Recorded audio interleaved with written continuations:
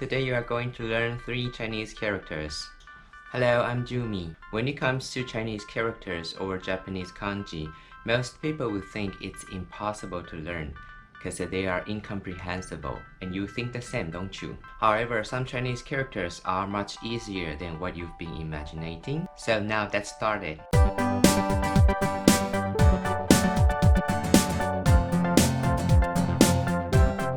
Before we begin, you should mark the top and the bottom line of each character. That means each character should be written within the space.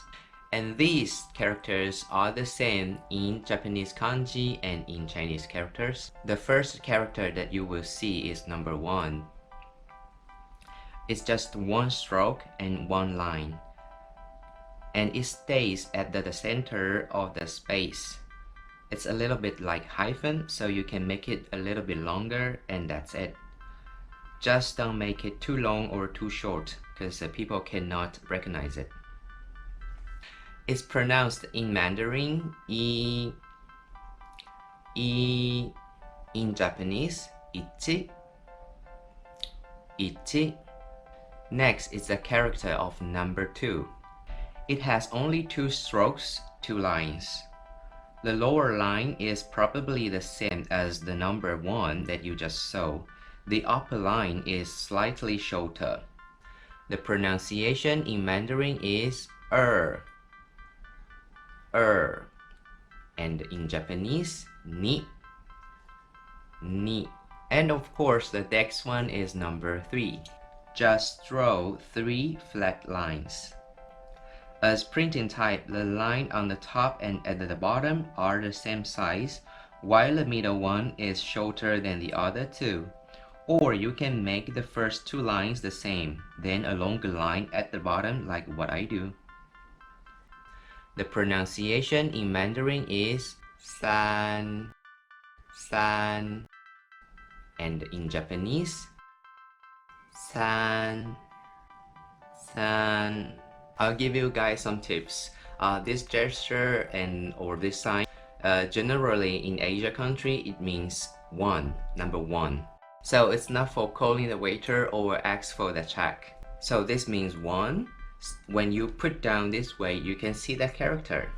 And it's the same for 2 and 3. I'm sure that you can see a lot of Asian people, they do this gesture when they are doing selfie. I do sometimes. Then you probably think that it's logical. So you make this for 4 and this for 5. Yeah, you are right. Probably in the ancient time it did exist to count or to mark the numbers as in this way. It's logical but not very practical.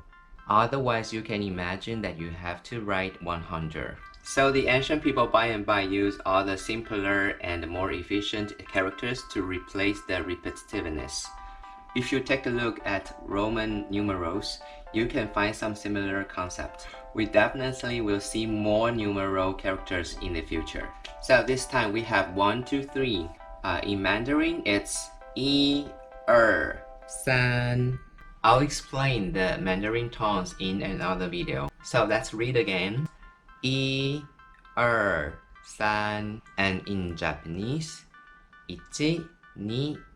1, 2, 3.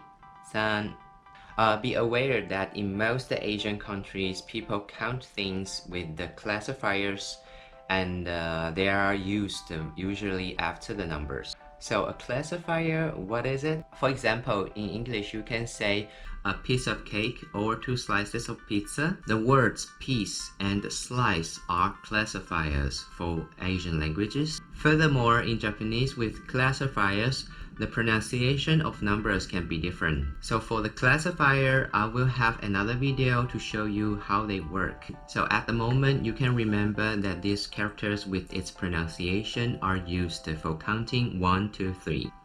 1, 2, 3. 1, 2, 3. 1, 2, 3. 1,